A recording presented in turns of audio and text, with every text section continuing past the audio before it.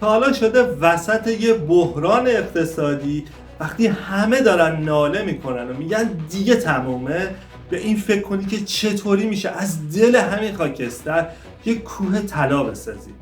امروز نمیخوام قصه پریون برات بگم، میخوام داستان شاگرد مغازه‌ای رو بگم که توی روزهای قحطی جنگ وقتی مردم نون شب نداشتن بخورن، ایشون داشت به این فکر میکرد که چطور میشه سیستم زندگی یه ملت رو عوض کرد. داستان آقای کوچ، بنیانگذار برندهای مثل بکو و آرچلیک. با من تا آخر ویدیو همراه باشید.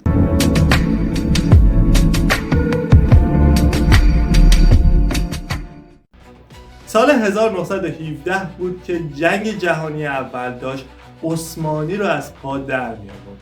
آقای کوچ فقط 16 سالش بود.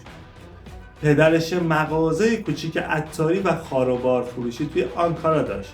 اون موقع آنکارا مثل الان نبود، یه شهر کوچیک با خیابون‌های خاکی بود. آقای کوچ به جای بازی با بچه‌های همسن و سال خودش میرفت کنار دست پدرش و دقت میکرد که مردم چی لازم دارن که هیچ کس بهشون ارائه نمیده. اون فهمید که در زمان جنگ کالا بسیار کمه، اما نیاز مردم تمام نشدنیه. اون یاد گرفت که چطور با کمترین سرمایه بیشترین کالا رو جور کنه. این یعنی یاد گرفتن بیزینس در کف بازار. بعد از جنگ جمهوری ترکیه شکل گرفت و آنکارا شد پایتخت کشور. همه میخواستن بسازن و آباد کنن. آقای کوچ که حالا 20 و چند سالش شده بود دید که عطاری دیگه جواب نمیده. اون سریع تغییر مسیر داد و رفت سراغ مصالح ساختمانی. اما یه فرقی با بقیه داشت، اون فقط فروشنده نبود، اون اولین کسی بود که سیستم نمایندگی رو توی ترکیه راه انداخت. اون فهمید که اگه میخواید بزرگ بشید نباید تنها کار کنید. ایشون با شرکت‌های بزرگی مثل استاندارد اویل و فورد قرارداد بست تا روغن و ماشین وارد کنه. اون به جای اینکه فقط به فکر امروز باشه داشت زیرساخت یک کشور رو میساخت. بیایم بریم به بخش فنی ماجرا. سالها گذشت و جنگ جهانی دوم شروع شد. واردات کاملا قطع شد و آقای کوچ دید که انباراش دارن خالی میشن و دیگه قطعه‌ای برای ماشین‌ها و لوازم خانگی نیست. اینجا بود که اون تصمیم بزرگ رو گرفت. اگر نمیتونیم بخریم باید خودمون بسازیم. این شروع تولد برند آرچلیک بود. اون میخواست یخچال و لباسشویی بسازه، اما هیچ کس توی ترکیه بلد نبود. اون نرفت سراغ رویا پردازی، اون رفت سراغ قراردادهای انتقال تکنولوژی با آمریکایی‌ها. ایشون یاد گرفت که چطور دانش فنی رو وارد کشور کنه و با دستهای کارگر ترکیه‌ای محصول جهانی بسازه. در سال 1955 اولین یخچال تولید ترکیه از کارخانه آرچلیک خارج شد. مردم باور نمی‌کردند که یه شرکت داخلی بتونه با برندهای آلمانی و آمریکایی رقابت کنه.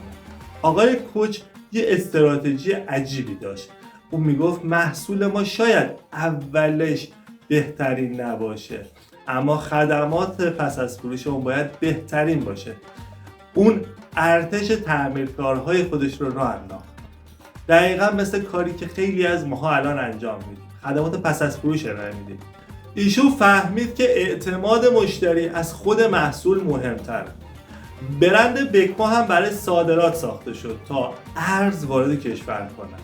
اون جوری برنامه‌ریزی کرد که امروز از هر 3 تا خونه توی اروپا تو یکیش یه وسیله بکو پیدا میشه. جالبه بدونید آقای کوچ با اینکه ثروتمندترین مرد ترکیه بود تا آخر عمرش بسیار ساده زندگی میکرد. اون همیشه یه دفترچه کوچیک توی جیبش داشت و تمام هزینه‌هاش رو توش مینوشت. اون حتی به چراغ‌های اضافه توی کارخونه حساس بود. اون به کارمنداش میگفت ثروت من مال من نیست، مال این کشوره و ما امانت داریم.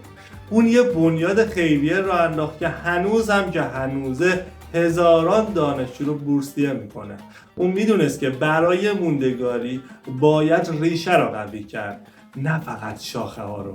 و امروز داستان آقای کوچ به همون چی یاد میده؟ میگه مهم نیست الان کجای دنیا ایستادی، توی یه مغازه کوچیک، توی هر استانی یا توی یه کارخونه فنی بسیار شلوغ، مهم اینه که چشمت به نیاز مردم باشه و از تغییر کردن نترسی. آقای کوچ از شاگردی به پادشاهی رسید چون هیچ وقت نخواست فقط پولدار باشه. اون خواست که فرد مفید برای جامعه باشه.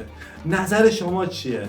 به نظرتون تو شرایط فعلی دنیا هنوز هم میشه مثل آقای کوچ از صفر شروع کرد؟ برام بنویسید که نظرتون برام خیلی ارزشمنده و مفیده و با دقت میخونم و داستان واقعی بعدی رو برای شما میسازم.